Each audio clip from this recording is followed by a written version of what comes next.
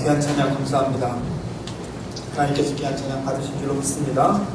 네, 오늘은 마가복음 3장의 말씀을 의지해서 군중에서 제자로라는 말씀으로 여러분과 같이 함께 은혜 받기를 원합니다. 오늘 말씀 속에 특히 오늘 말씀의 앞에서 예수님께서 손마른 사람을 고치시는 이적을 행하셨을 때 수많은 사람들이 예수님을 쫓아다니기 시작했다고 성경에 기록하고 계십니다. 여러분, 우리가 상식적으로 생각해 보아도 치유의 기적이 일어날 때 수많은 사람들이 예수님을 쫓아왔다고 하는 사실을 우리 쉽게 이해할 수가 있지요. 그럼에도 불구하고 예수님께서 오늘 말씀을 보니까 예수님을 따르는 수많은 무리들, 군중들을 다 놔두시고 12명의 제자를 부르시고 계시는 말씀을 읽게 됩니다.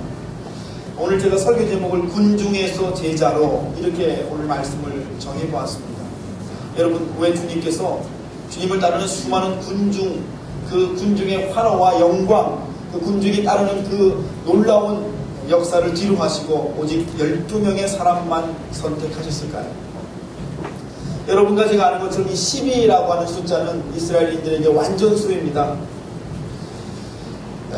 그래서 주님께서는 새로운 12를 통해서 새로운 하나님의 나라, 새로운 하나님의 백성을 만들려고 하신 놀라운 계획을 가지고 계시다는 사실을 우리가 눈치챌 수 있는 것이지요. 그러나 여러분, 오늘 우리가 성경을 다시 한번 읽어보면 예수님이 뽑으시는 바로 이 12명, 성경이 한 분 한 분을 이렇게 설명하세요.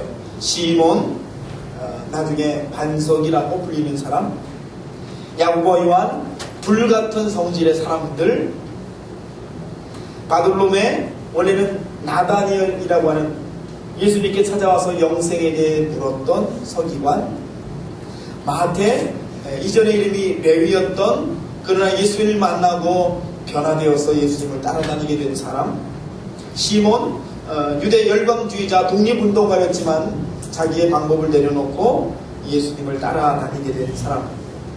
여러분, 인격적으로, 기질적으로, 정치적으로, 사회 문화적으로 그들의 삶의 배경을 통해서 우리는 예수님의 제자들이 다 다른, 전혀 다른 배경 속에 불림을 받았다는 사실을 알게 됩니다. 어떤 분들은 그렇게 말씀하시죠. 예수님의 제자들은 되게 무식한 어부였다. 안 그렇습니다. 자세히 보시면 예수님의 제자 중에 안드레와 빌립 같은 사람은 이미 그리스식 이름을 사용하고 있는 것으로 보아서 아마 이들의 가문이 이방 문화, 특히 그리스 헬라 문화와 굉장히 가깝고 문화적으로 영향을 받고 있는 사회 지식인 계층 중에 하나였을 것이다라고 우리는 상상해 볼 수 있습니다.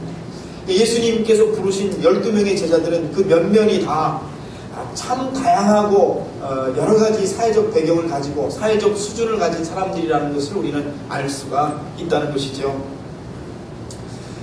성경이 이렇게 굳이 예수님의 제자들의 면면을 왜 12명을 다 이름까지 거명하시면서 기록해 놓으셨을까요? 그것은 우리로 하여금 이 제자들 부르신 그 제자들의 모습을 다시 한번 돌아보게 하려고 하시는 하나님의 계획이 계셨다라고 하는 것을 깨닫게 됩니다. 여러분, 제자들 한번 봐보세요. 주님이 군중에서 제자를 부르세요.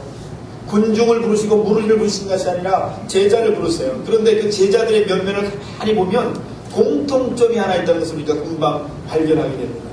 그것은 바로 그 제자들이 다 거듭난 사람이었다고 하는 것입니다. 예수님을 만났고 예수님을 만났기 때문에 이전에 살던 삶과는 다른 새로운 삶을 향해서 움직여 나가고 있는 사람들을 예수님께서 제자로 부르셨다고 하는 사실들을 우리는 알 수가 있습니다. 여러분, 거듭나셨습니까? 이 거듭남이라고 하는 것은요, 우리 기독교인들의 공통 경험입니다. 우리 기독교는요, 거듭남의 종교입니다. 오늘 여러분의 삶이 온전하십니까를 묻는 것이 아니라 우리가 예수 그리스도를 만났을 때 예수 그리스도 때문에 우리가 이전에 살던 삶을 청산하고 새로운 삶을 향해 움직인 일이 나에게 있습니다라고 하는 것을 고백하는 사람들이 바로 그리스도인이라고 하는 것이죠. 여러분, 방언 같은 것은 은사라고 해요. 이것은 받을 수도 있고 못 받을 수도 있습니다. 우리 공동체 안에도 방언을 하시는 분이 있고 아직 못 하시는 분이 계세요. 그러나 그것 때문에 우리가 그분을 그리스도인이다 아니다라고 말할 수 없고 구원 받았다 안 받았다라고 말할 수 없어요. 그러나 우리에게 분명하게 고백되어지는 공통 경험이 하나 있어야 하는데, 모든 그리스도인들에게 분명히 경험되어져야 되는 공통 경험은 바로 거듭남이라고 하는 것입니다. 오늘 성경이 말씀하신 제자들의 면면이 그렇지요. 시몬 보세요, 여러분. 만선의 꿈을 가지고 늘 그물질을 하던 시몬의 배에 오르신 예수님 때문에 그런 만선된 자기 배를 버리고 사람 낚는 어부가 되리라 하시는 예수님 말씀을 따라서 새로운 삶을 향해 움직여 나갔던 사람이었습니다. 여러분, 지난번에 우리가 나눴던 세리 레위,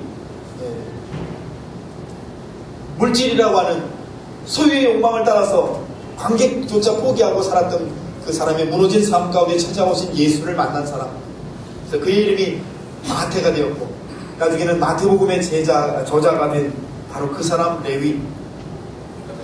바돌롬에 여러분 예수님께 찾아와서 영생이 무엇입니까? 라고 물었던 나다나엘이라고 하는 서기관. 그들 모두를 뚫고 있는 한 가지 공통점은 그들이 예수님 때문에 거듭난 삶을 사는 사람들이었다고 하는 것이죠. 예수님은 절대로 군중을 부르지 않으십니다. 예수님은요, 오늘도요, 우리 한국 사람들 많이 모인 마켓에 나타나셔서 예수님께서 말씀 전하시는 것이 아니라 여러분과 개인적으로, 인격적으로 여러분을 만나시고 여러분을 제자로 부르시는 이 거듭남의 요청을 하시는 바로 그분이 여러분과 제가 믿는 하나님이 되시는 줄로 믿습니다. 16세기 영국에요, 위대한 두 목사가 출연합니다. 한 분은 우리 감리교회의 창시자인 요한 웨슬레라고 하는 목사님이었고 또 한 분은 조지 휘필드라고 하는 목사님이었어요. 이 두 분이 영국 사회에 출연하면서부터 영국이 변화되게 되고 오늘 우리가 영국을 신사의 나라라고 부르기 이전에 영국은 참 부패하고 참 좋지 못한 나라였다고 합니다. 그러나 이 두 목사님이 출연해서 영국 사회를 바꾸게 되었고 오늘 영국을 우리가 신사의 나라라고 부르게 되는 그런 바탕을 마련한 목사님들이에요. 그런데 특별히 이 조지 휘필드 목사님은 설교가 너무너무 감동적이고 좋아서 많은 추종자들이 있었다고 합니다. 어떤 청년이 조지 휘필드 목사님을 따라다니면서 내가 좀 은혜를 더 받아야 되겠다라고 생각하고는 조지 휘필드 목사님을 매일같이 따라다니기 시작했어요. 이 도시에 전도 집회 가면 거기도 따라가고 저기 가면 저기도 따라가고 계속 따라다녔던 거예요. 근데 이 청년이 가만히 들어보니까 조지 휘필드 목사님이 가는 도시마다 똑같은 설교를 하거든요. 가는 도시마다 항상 하는 얘기가 거듭남에 대한 얘기만 하는 거예요. 이 청년이 이제 따라다니다가 점점 자기 인내의 한계에 부딪히게 됐습니다. 매번 목사님은 레파토리도 없나? 맨날 똑같은 얘기, 거듭남에 대한 얘기만 해.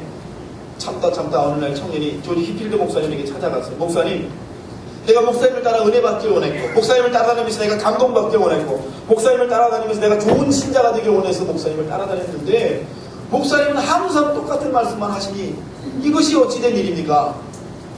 그랬더니 조지 휘필드 목사가 그랬다고 합니다. 그 청년을 붙들고 하나님은 바로 자네가 거듭나기를 원하시네. 하나님은 바로 자네가 거듭나는 것을 원하시네. 그 청년에게 이야기했다는 것이죠. 조지 휘필드 목사님의 메시지의 핵심은 거듭남이고 그 거듭남을 위해서 조지 휘필드는 도시마다 가서 모든 크리스찬들에게 거듭남에 대해서 불같은 설교를 했던 것이죠.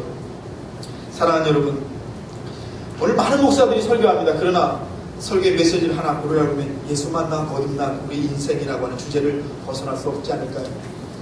사랑하는 여러분 안에 정말 이 제자담의 첫 번째 모습, 거듭남의 은혜가 날마다 있으시기를 주님의 이름으로 간절히 축원합니다. 시카고 무디교회가 있어요. 이 무디교회 목사인 아이언사이드라고 하는 목사님의 일화입니다.